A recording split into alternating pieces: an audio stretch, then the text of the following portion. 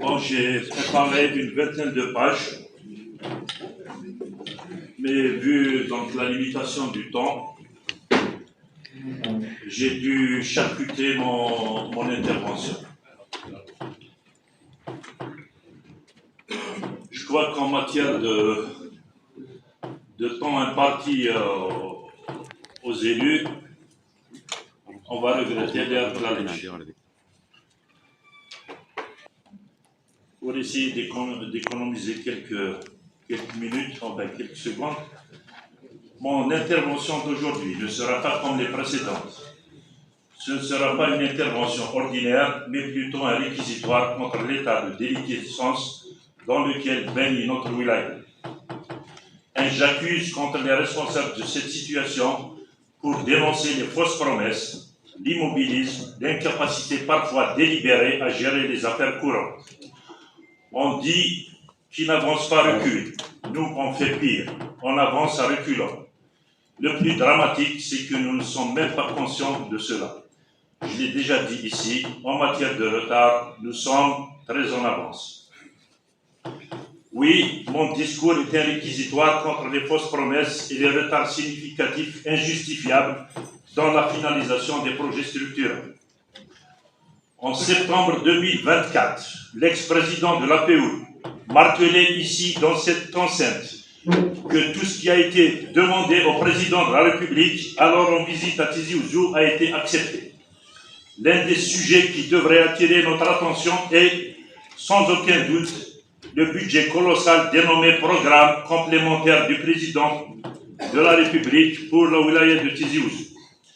Attendu avec impatience par les collectivités locales pour dynamiser le développement et financer des initiatives essentielles, ce budget semble tarder à arriver. Nous constatons que démarrer le budget qui est la de service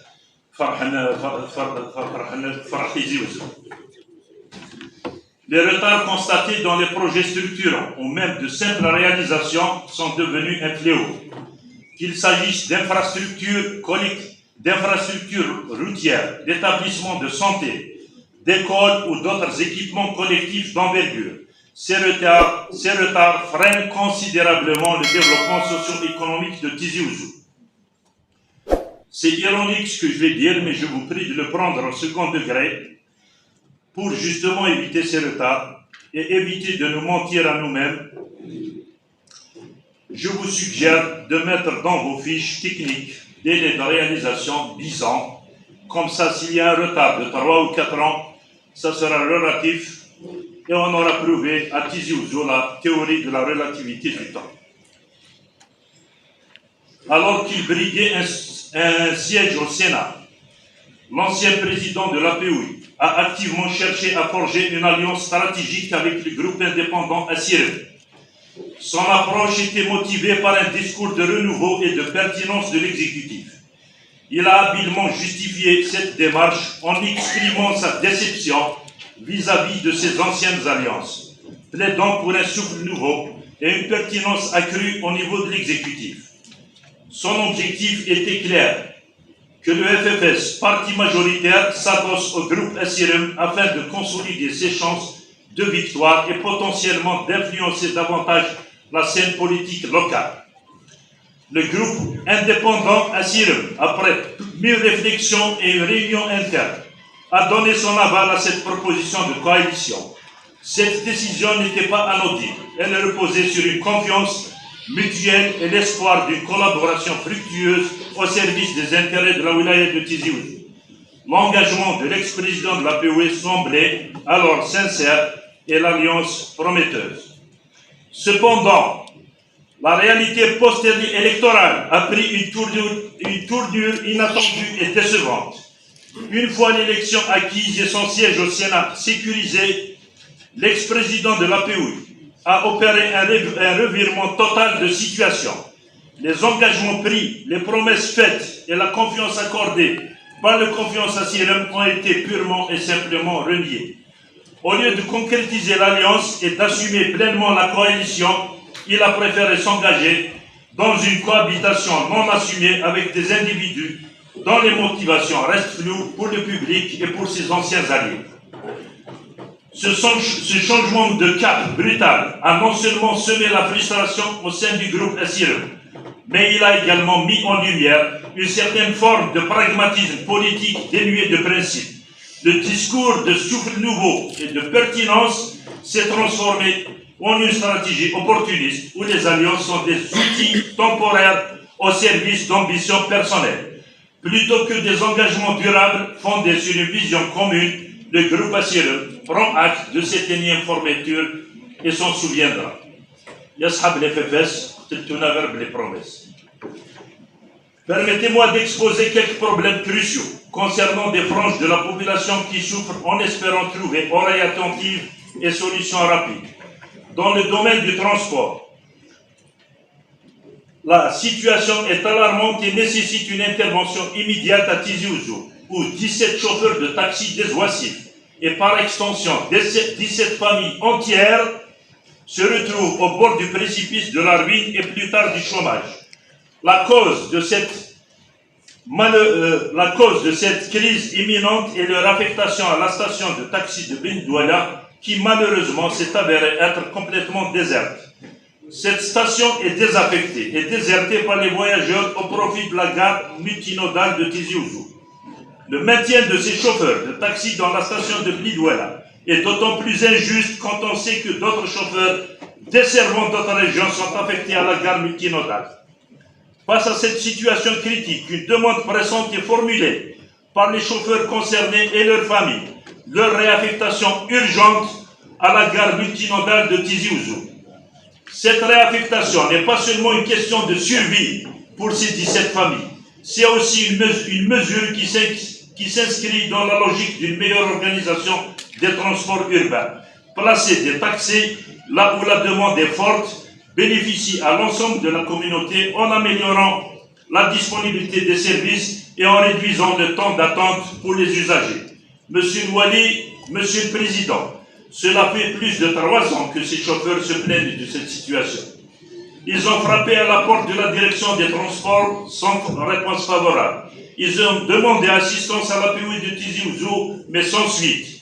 Il ne reste que vous, Monsieur Louali. Aidez-les et vous aurez sauvé 17 familles. D'ailleurs, ils sollicitent une audience urgente pour vous exposer leurs requêtes. En ce qui concerne l'éducation, une situation alarmante et profondément préoccupante affecte actuellement d'anciens instituteurs résidant dans des logements de fonction, attenant à l'école primaire Wassif 2. Ces bâtisseurs de l'éducation qui ont consacré leur vie à former les jeunes esprits vivent aujourd'hui un véritable calvaire quotidien, confrontés à des conditions de vie indignes et dangereuses. À chaque averse, la pluie, loin d'être une bénédiction, se transforme en un cauchemar récurrent pour ces familles. La cause est claire et criante. Une étanchéité du toit gravement déficiente entraîne des infiltrations d'eau massives. L'eau s'immisce sans retenue, transformant les intérieurs des logements en des zones sinistrées. Les conséquences sont visibles et alarmantes. Des trous béants sont formés au plafond, menaçant l'intégrité structurelle des habitations et la sécurité des occupants. L'humidité constante favorise l'insalubrité, mettant en péril la santé des résidents, notamment les plus vulnérables. Face à cette dégradation progressive et insupportable de leurs conditions de vie, les locataires n'ont cessé de frapper à toutes les portes des instances concernées. Leurs démarches empreintes de désespoir et d'urgence n'ont malheureusement abouti qu'à des promesses non tenues. Malgré la reconnaissance du problème et l'établissement de fiches techniques détaillées, attestant de la nécessité impérieuse des travaux de réflexion, aucune action concrète n'a été entreprise. Le motif invoqué est toujours le même, le manque de financement.